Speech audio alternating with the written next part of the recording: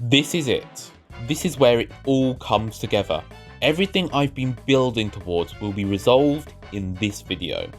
If you have no idea what I'm talking about, this is the final installment in a series of videos I've been making about what I would do if I could make the next Mario Kart game to my specifications. I explained what I'm doing here in more depth in the first video, so I'd recommend watching that video as well as all the others. I actually make reference in this video to almost all the other videos, so I'd say it's necessary to see those videos before watching this one. Pretty please. So, DLC. I think 8 hit it out of the park when it came to DLC. Not only was there a massive amount of content, it was pretty cheap for what you were getting, and it really did have some great stuff there. But I want to go further with this DLC than has ever been done before. In fact, I'm going to introduce Day 1 DLC. Now, I know what you're thinking. That's a terrible idea. Everyone hates Day 1 DLC, so why would we put it here? Well, the biggest issue with a new Mario Kart releasing is the fact that you'd have to contend with Mario Kart 8 Deluxe. Many people might have Mario Kart 8 Deluxe and feel like getting the new game isn't worth it. After all, they'd be leaving behind all the content they have in 8 and just replacing it. While I don't think this is going to be a massive issue for most people, I do think it will put some people off. And I already discussed how I don't think just increasing the course count is an adequate solution. No, I have a better idea. And like with a lot of things in this game concept, it has to do with something Nintendo has already done before. Do you remember how Rosalina could be unlocked early in Mario Kart Wii if you had Super Mario Galaxy save data on your Wii? Or how you could get certain spirits in Smash for having save data of certain games on your Switch? Yeah, we're doing that, and we're going the whole hog. The first lot of Day 1 DLC would be to add all the content from Mario Kart 8 Deluxe into Mario Kart Switcheroo if you already have save data of Deluxe on your Switch. Think about it. The games would be on the same console and would probably use very similar engines, so why would they not share content? Separating them would just be frustrating for a consumer. And sure, you could say that's a lot of content for free DLC, but charging for that additional content if you already paid for it once, twice for many of us, would just feel wrong. So we just make it free for anyone who already has the game, which save data allows us to do. But, of course, while this likely wouldn't be much work to implement as the courses wouldn't need to be changed at all, it is still extra effort for what seems to amount to charity. And sure, it gives people a reason to get the new game as it just adds on to the content they already have. But is that enough incentive? That's why it would also be purchasable for those without Deluxe save data. Say $20 to $25 or whatever currency you're using, which is a lot, but it is a whole game's worth of content. It's also much cheaper than paying for Deluxe itself. There will be people who bought 8 but not Deluxe, and this gives them a way to still get that content but without having to shell out an unreasonable amount for stuff they already have. It also means that Nintendo is still profiting on Mario Kart 8 Deluxe. A new Mario Kart game could kill Deluxe off entirely, but this would at least mean that they would still be seeing profit as a result of Deluxe. The DLC would have all the courses and all the battle arenas from 8. This may or may not be obvious, but that's why I didn't add any of 8's courses or battle arenas into the base game. They would all be saved for here, and they don't need an update, so that's fine. This also means the game would have a whopping 80 courses on Day 1, which is a great amount. This is actually something I could see continuing as well, and maybe, just maybe, this is how we eventually get to that fabled Mario Kart Ultimate with every course, one day. This is the best way I can see it happening. Not all in one game because that would take so much work, but over the course of a few games and starting with this game. That isn't all though, because of course we would have characters as well. Firstly, the remaining babies would be added, with their tour costumes as well. The Koopalings would also be added. I know some people want them to be Bowser Jr. costumes, but I think costumes should only be for variations of a single character, not to group together multiple characters. And of course, we'd have the guest characters. Link would retain his classic green tunic look, as well as the champion's tunic as an alt. Villager would have his male and female variants recombined, as well as adding 4 more alts, 2 female and 2 male, with 2 different darker skin tones. Inkling would also be back, again with both genders merged as alts of each other, and all of their alts would return. Oh yeah, and Isabelle is here as well, but I won't bother with costumes in that case. You probably noticed the lack of guest characters in the base game, and that was entirely because I believe the base game should stay as just Mario characters. But this method does allow for them to be brought back without having to pay for them again. Oh, and their signature vehicles would all return as well. The last character added would be Rob, as a kind of bonus for getting this DLC, an added incentive and a cool return of the most unlikely Mario Kart character. He would have both NES and Famicom alts, and he would come with the Rob BLS vehicle. That's a lot of content, but I'm not done with Save Data DLC. I think it's a really cool idea and I'd love to see it applied to other games. This could be a really great way to add in a bunch of characters that otherwise wouldn't stand a chance. Again, this would be purchasable if you don't have the save data, but I assume that most people who care about these characters would already have the games they come from. For Mario Maker, I wanted to add the Goomba. This sounds a bit silly, but honestly, it was in Mario Sluggers and Super Mario Party. This isn't that big a deal, really. It feels like this is the best place to be able to add a Goomba into Mario Kart. The Goomba would get 3 alts, these being the Cat Goomba, the Para Goomba, and the female Goomba from Mario Odyssey. Super Mario Odyssey would add Madame Brood. I could have added the Broodals, but I didn't want to add more than one character for each save data DLC. I think getting another heavyweight female fighter would be great, and she doesn't seem to get much focus, which I find a shame. For Luigi's Mansion 3, we would have Professor Egad. He's a fan favourite, and the introduction of Flood as an item feels like a fitting time to add him into the game. For New Super Mario Bros. U Deluxe, we would have Boom Boom.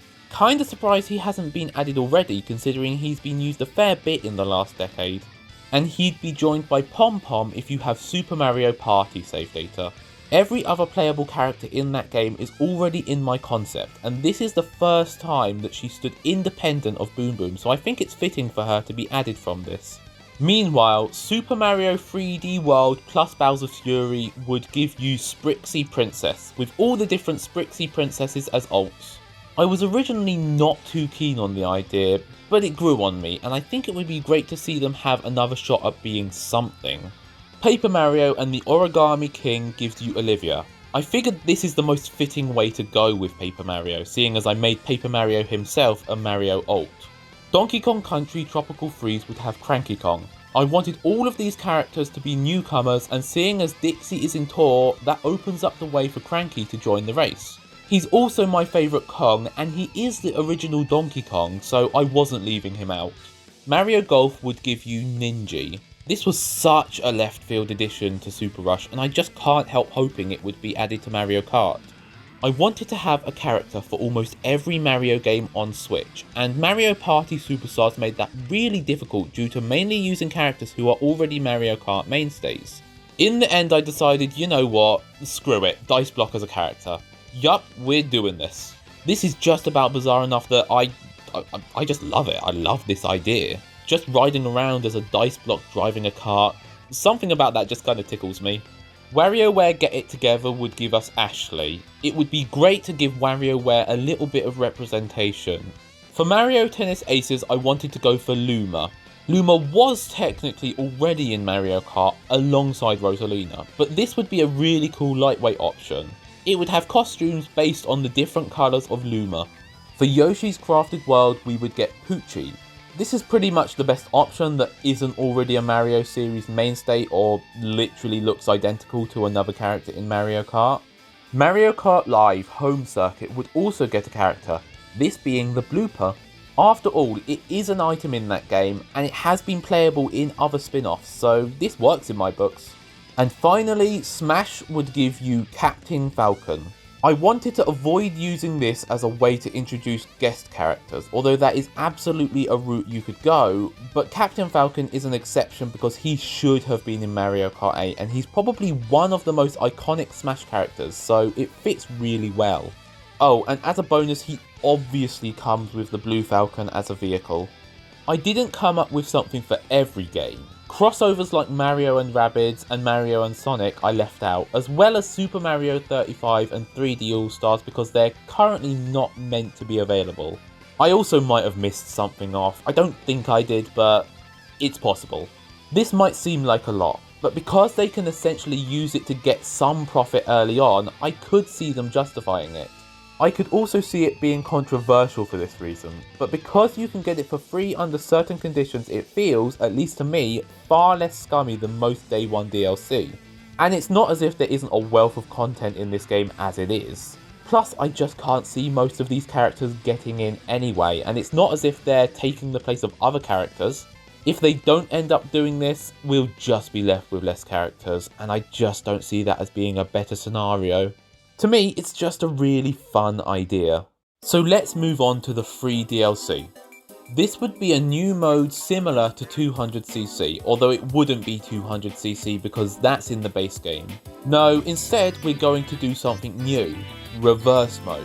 This would be similar to mirror mode in as much as you would select it among the speed classes and it basically allows you to play all of the courses backwards. In Mario Kart Wii, my family and I like to sometimes do this thing where we do a lap of a course backwards or as far as we can go and then start going the right way and try to complete the race. It's fun doing a course backwards, but in 8 you get corrected by Larky2 if you try to do that. Well, let's make this a full-blown mode in Mario Kart Switcheroo. Mario Kart Tour does this, as did some of the online challenges in Mario Kart Wii, and the courses are altered slightly to make them possible, so it clearly is something on their radar. I think this would be a great equivalent to the 200cc DLC. Expect this about 6 months after the game launches. Now let's move on to the real deal, the paid DLC. This would release about a year after the game launches and would take a similar format to the Mario Kart 8 DLC. 2 cups, 3 characters and 3 vehicles in this case. 1 returning vehicle, 1 guest vehicle and 1 completely new one. However, there would also be 2 battle courses for each DLC pack and there would be 4 packs. I'm gonna go on a tangent now to discuss a theory I have which should explain why I believe we would get 4 DLC packs, spread over 2 years. The reason is because I think this was the intention for Mario Kart 8. It's no secret that the 8 roster is really weird. The fact that fan favourites like Dry Bones, Diddy Kong and Birdo were missing even after DLC was odd, but not as weird as Captain Falcon's absence even though he had courses in the game. Even more than that is the fact that Bowser Jr. is missing, despite all of the Koopalings being in this game. What's going on with that? It's not just that though. Some of the courses are kinda weird too, in that they reuse elements from other courses. Or maybe it's more accurate to say they use elements that are from courses not in the game. The most obvious of these is the leaf piles in Animal Crossing's Autumn variant, most well known for being in Maple Treeway, which isn't in the game, but this isn't the only example. The Mecha Koopas in Ribbon Road make sense, but they always felt like an interesting choice because they're actually from another course, GBA Bowser Castle 4. In other words, the last of the GBA Bowser Castles not to be retro remade, and which I think people would be expecting would be. And what about Cheeseland adding in a chomp that doesn't really fit it at all, but does come from various other courses in the series? And not just that, the Mousers from the original Cheeseland aren't in this course. Asset reuse is fairly common in Mario Kart, and games in general, and 8 does it quite a bit as well. For example, the swoopers and piranha plants are reused in an altered form in Hyrule Circuit. My theory is that the reason these assets were used in these courses is because they were already planning on adding courses like Maple Treeway, GBA Bowser Castle 4 and maybe Wii Mario Circuit, so they decided to use those assets in other courses as well just to get the most out of them. I also think it's notable that the GBA and SNES got courses in DLC, and I think this is because they wanted to give each game from Super to 7 4 courses by the end of the DLC. And characters like Dry Bones, Bowser Jr. and Captain Falcon were saved for later DLC. So what happened? Well, to put it simply, the Wii U. It was a failure, and it caused Nintendo to reevaluate a lot of things. Instead of sticking around to watch it burn, they cancelled the rest of 8's DLC and moved that team over to the next game they made, ARMS, and for Mario Kart they worked on a port of Mario Kart 8, adding some of the missing content but only a couple of the characters, and a character like Captain Falcon was passed over in favour of Inkling, who was also likely planned for the DLC. This is just a theory, but to me, there seems to be a lot that points towards it. And we know Nintendo is willing to support a game for 2 years with DLC. Heck, it was almost 3 years for Smash by the end of it, and Mario Kart is a much bigger deal, so I have no doubt that 4 DLC packs is possible. Now that I've gotten all that out of the way, let's talk about what would actually be in this DLC. Pack 1 would have Tiara as a character. I hope this happens because Tiara is a bit of a non-entity in Odyssey, and I would like to see her at least be given another shot at being notable. Then we'd have the Pianta. It's a shame these are rarer in the franchise now, but I would love to see their return. They would have some alts too, yellow and blue males and orange and pink females. Finally, we'd have Samus. She would have her standard power suit, as well as alts of her in her fusion suit, zero suit, and her new dread suit. As for vehicles, we would have the Quacker as a returning bike and a new kart called the Gunship, which is, well, Samus's gunship. And there would be a completely unique kart called the Big One, which would basically be like a monster truck. It would be an excuse to bring back the monster wheels. The battle stages would be N64 Skyscraper and Warp Zone, a course based on its namesake from Super Mario Bros. It would have one central area and 3 pipes which would each take you to a smaller area based on a different level type from Super Mario Bros. There would be 2 cups. The first is the Goomba Cup. It opens with 3 retro courses: DS Mario Circuit, GCN Wario Coliseum and 3DS Woohoo Mountain Loop. As I said previously, I'm using the PAL names for these courses because that's what I know them as. The last course would be Lake Lapcat. Like the base game's New Donk City, this would be a faithful recreation of a section of Lake Lapcat from Bowser's Fury, including Fury Bowser himself disrupting the race at intervals. The Morph Ball Cup would start with SNES Choco Island 1 and Wii Koopa Cape, before going on to Kamex Castle. Unlike Bowser's Castle stages, this would be based around magic and illusion, more befitting Kamex's character. Then we would have a Metroid course. I don't play Metroid, so I just said Brinstar Loop as it's a place I've heard of in Metroid. DLC Pack 2 would have Spike as a popular enemy of recent years, Toadsworth, a popular character that needs a revival, and Fox because he just fits. The returning vehicle would be the Wild Wiggler, and there would also be the R-Wing. This would actually be a bike, because I think being a bike and thus being able to tilt like the R-Wing would be really cool. There would also be a bike called the Thorn, which would be based on thorny vines like certain piranha plants have. The battle courses would be DS Palm Shores and Yoshi's Big Egg. This would be a big egg. Just an enormous egg suspended in midair. The entire course would be anti-gravity.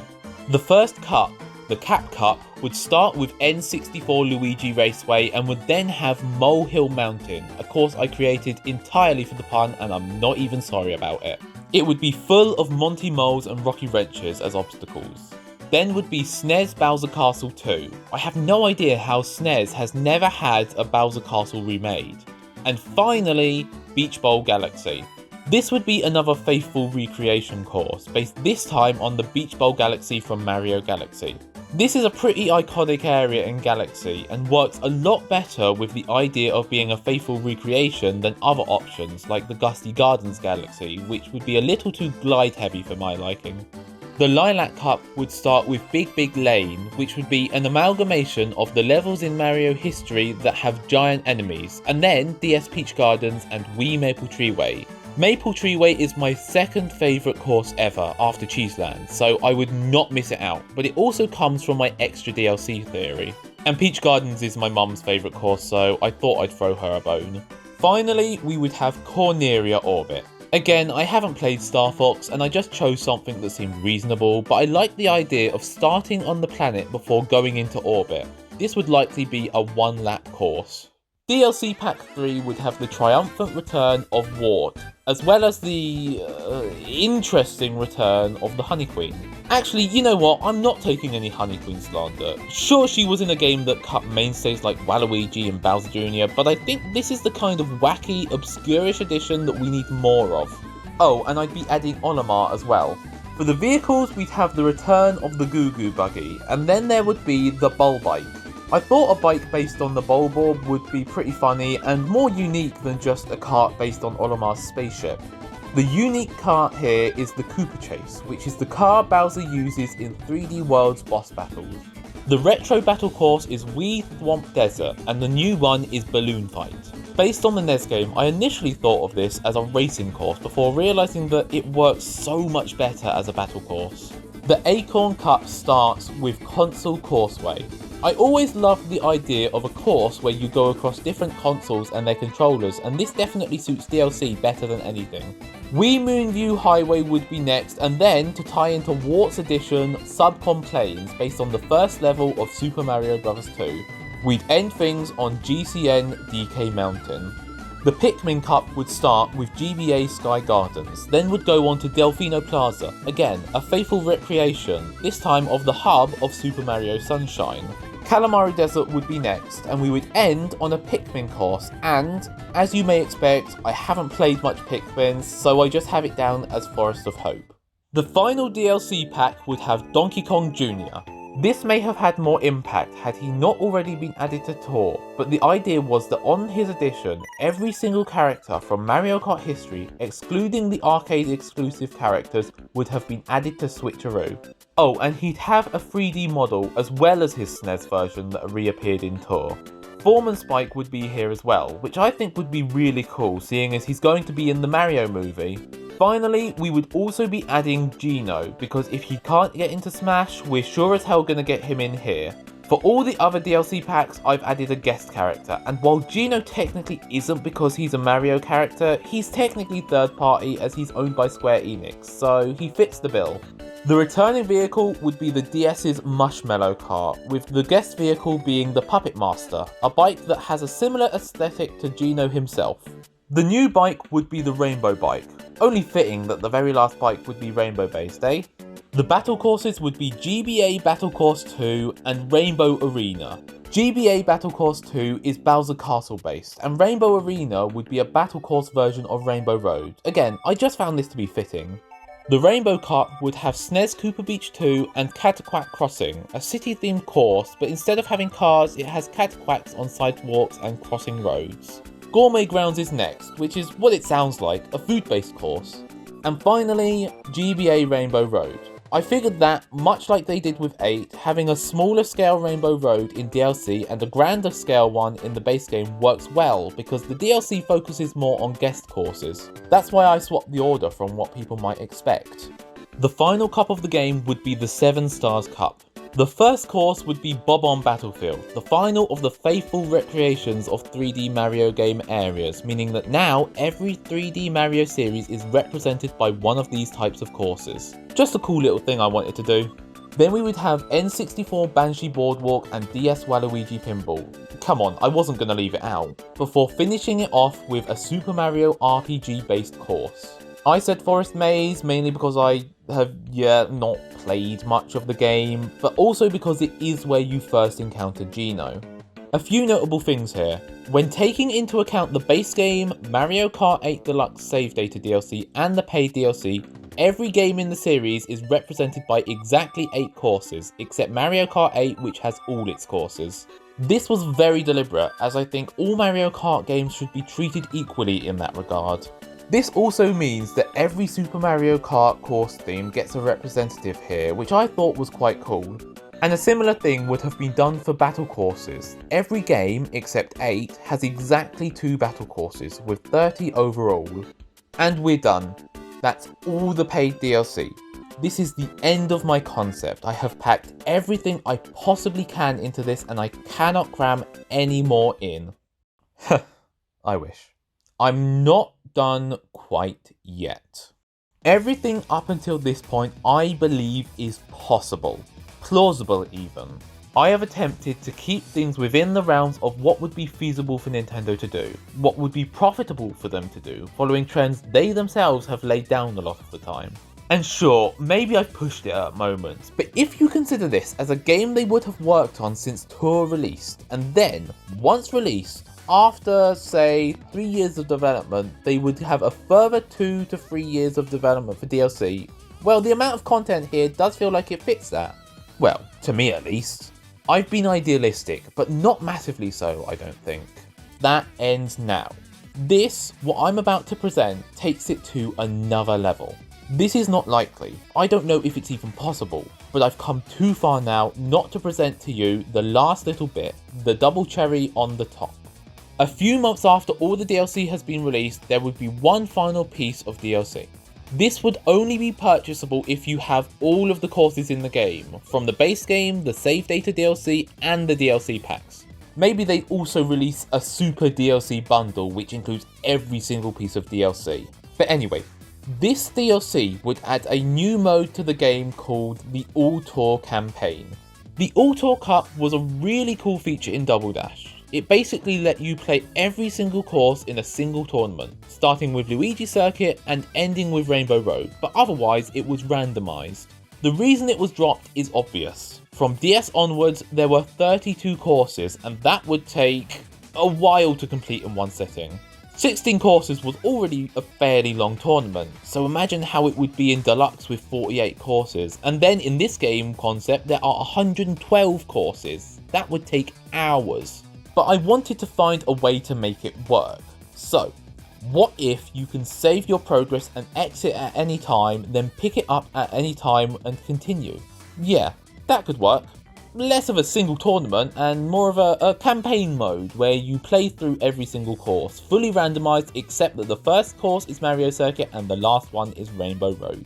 And maybe you could have up to 3 different All Tour campaigns on at a time. You could also do it in any one of the 6 different modes: 50, 100, 150, 200 cc's, mirror and reverse, which would act as difficulty modes. Yeah, that would be cool. And then it hit me. All that racing, it's just basically what you would already have been doing during the main bulk of the game. What if then you broke it up with some other stuff? For example, what if there wasn't just every single course, but every single battle arena too? During the campaign, it would not just be racing, but battle modes. Again, just randomly peppered throughout. That would break up the races a bit, but does it have to stop there? What if every couple of races and battles you do, there would be something else to do? Some sort of challenge, or... Yes, this is me even sneaking mission mode into this game. There would be 112 courses, 30 battle courses. Overall, that is 142 stages that would be going on during the campaign. For every 2 races or battles you do, you would be given some sort of mission, just like the ones in Mario Kart DS. This would give you 72 different missions to do, which would further break the racing up. Of course, once you've completed the All Tour campaign, you'd unlock a free mode where you could replay the missions again to increase your rank. This would be your ultimate single player content. I'm guessing about 10 to 11 hours long maybe, so not the longest game campaign in the world, but pretty meaty for a Mario Kart game and especially as a DLC option.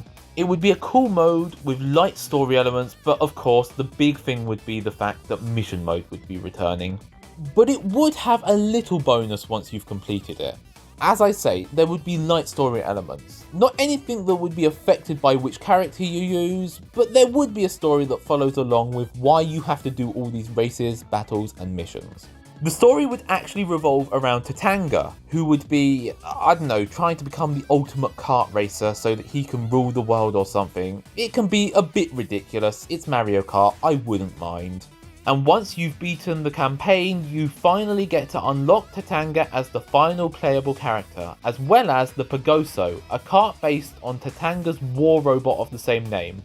That is the last hurrah of this game. This might seem a bit much, but I very much believe that a new Mario Kart on Switch would fill the void left behind by Smash.